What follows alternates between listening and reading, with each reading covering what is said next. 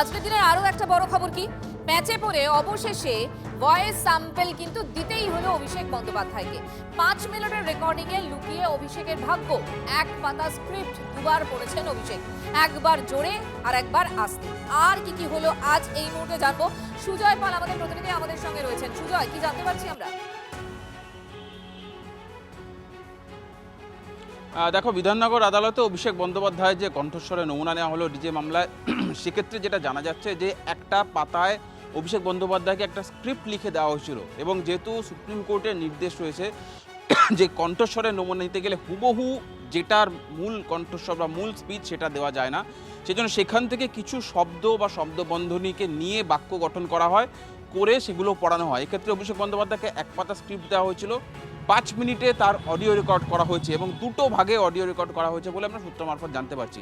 একটা হচ্ছে জোরে, অর্থাৎ দ্রুততার সঙ্গে আমরা যখন জোরে কথা বলি সেই একটা পার্টে কণ্ঠস্বর রেকর্ড করা হয়েছে।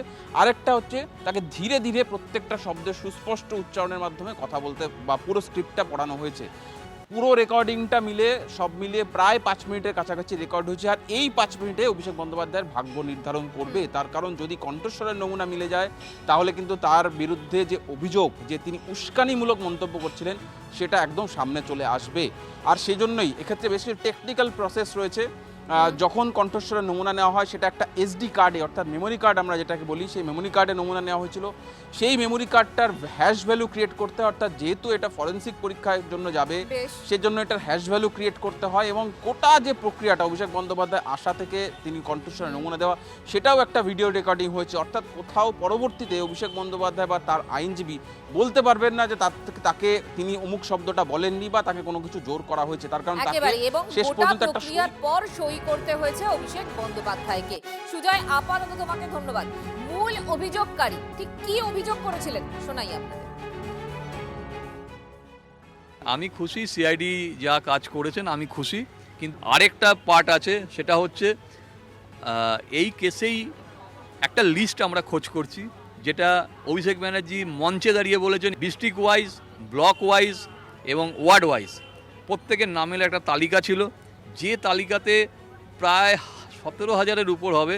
কিছু মানুষের নাম ছিল, কিছু মহিলার নাম ছিল। তৃণমূল যদি 2026-এ ভোটে জিতে আসতো তো তারপরে তাদের উপরে অত্যাচার নেমে আসতো, অনেক মহিলা ধর্ষণ হতো, কেউ তার মাথায় বন্দুক রেখে বলাননি। এবং অভিষেক ব্যানার্জি ওপেন স্টেজে বলেছেন। আমরা সেই লিস্টটা খুঁজছি, তো কিছুদিনের মধ্যেই আমরা এই বিধাননগর এসিজেএমের মহামান্য বিচারপতির কাছে আমরা আবার নতুন করে আমরা একটা আবেদন করব। ভয়েস স্যাম্পল দিতে হয়েছে, ভগবানকে রাজপ্রাসাদ থেকে নেবে মন্দিরে, এই ন্যায়ের মন্দিরে আসতে হয়েছে। 2026-এর আগে এই পুলিশই ছিলেন, আজ 2026-এ এই পুলিশই এই কাজ করেছেন। শুধু একটাই পরিবর্তন হয়েছে, আমাদের মুখ্যমন্ত্রীর নাম শুভেন্দু অধিকারী। এই শুভেন্দু অধিকারী আজ মুখ্যমন্ত্রী হয়েছেন বলেই হয়তো আজকে এই কাজটা হয়েছে, না হলে এটা কোনোদিন সম্ভব হতো না। অ্যাকর্ডিংলি সমস্ত অ্যারেঞ্জমেন্ট সিআইডির তরফে করা হয়েছিল, উনি এসছেন, আমাদের এক্সপার্ট প্রেজেন্ট ছিল, এবং আলটিমেটলি ওনার ভয়েস নেওয়া হয়েছে। এবার ইনভেস্টিগেশন এগোবে আমাদের মতো করে। এটা কি আইনে বলে যে অন্য কাজে ব্যবহার করা যেতে পারে বা যায়? এরকম আমার জানা নেই আছে কিনা, কারণ এটা শুধুমাত্র solely আমাদের ইনভেস্টিগেশন পারপাস।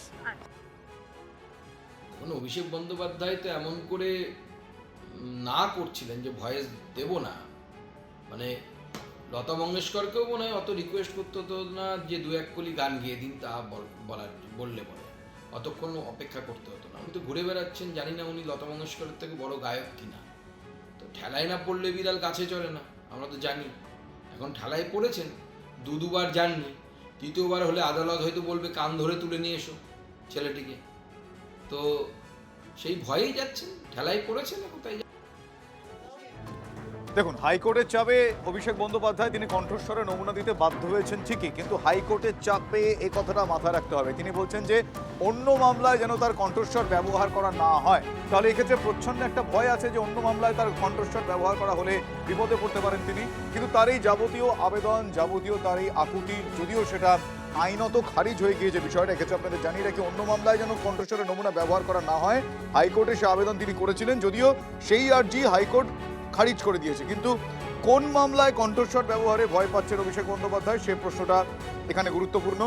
প্রসঙ্গত নিয়োগ দুর্নীতি মামলায় কণ্ঠস্বরের নমুনা দিতে হয়েছে কালীঘাটের কাকু মানে সুজয় কৃষ্ণ ভদ্রকে। অভিষেকের যে সংস্থা মানে লিপস অ্যান্ড বাউন্সে চাকরি করতেন এই সুজয় কৃষ্ণ, তিনি তাকে সাহেব বলে এর আগে বারবার সম্বোধন করেছেন। সাহেবের প্রতি তার কৃতজ্ঞতা তিনি বারবার একেবারে অকুতোভয় ভঙ্গিতে বলেছিলেন। নিয়োগ দুর্নীতিতে 100 কোটি টাকা তুলেছিলেন সুজয় কৃষ্ণ, এমনটা কেন্দ্রীয় এজেন্সি দাবি করেছে। মনে রাখবেন 100 কোটি টাকা সুজয় কৃষ্ণ ভদ্র নিয়োগ দুর্নীতিতে তুলেছিলেন, এটা কেন্দ্রীয় এজেন্সির দাবি ছিল। 19 কোটি টাকা দিয়েছিলেন বলে দাবি করেছিলেন মিডলম্যান তাপস মণ্ডল, যে কারণে এই মুহূর্তে তার এই কণ্ঠস্বরের নমুনা সংগ্রহ অত্যন্ত গুরুত্বপূর্ণ একটা ফ্যাক্টর।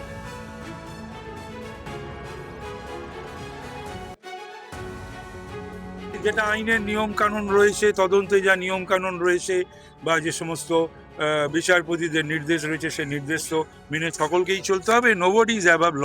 আরও একটা আপডেট, যে অযোগ্যদের নিয়োগের জন্য কালীঘাটের কাকু ওরফে সুজয় কৃষ্ণ ভদ্র যে অ্যামাউন্ট আপনাদের বললাম গুলিয়ে যাচ্ছে, কে কাকে কত অ্যামাউন্ট দিয়েছে। এক্ষেত্রে 19 কোটি টাকা যেটা এখনো পর্যন্ত রেজিস্টার, সেটা আমি দেখেই বললাম 19 কোটি টাকা। তার কারণ এক্ষেত্রে কে কাকে কত টাকা দিয়েছে সেটা মাঝে মধ্যেই গুলিয়ে যায়, কারণ কোটি কোটির হিসেব। মানে জানেন আপনারা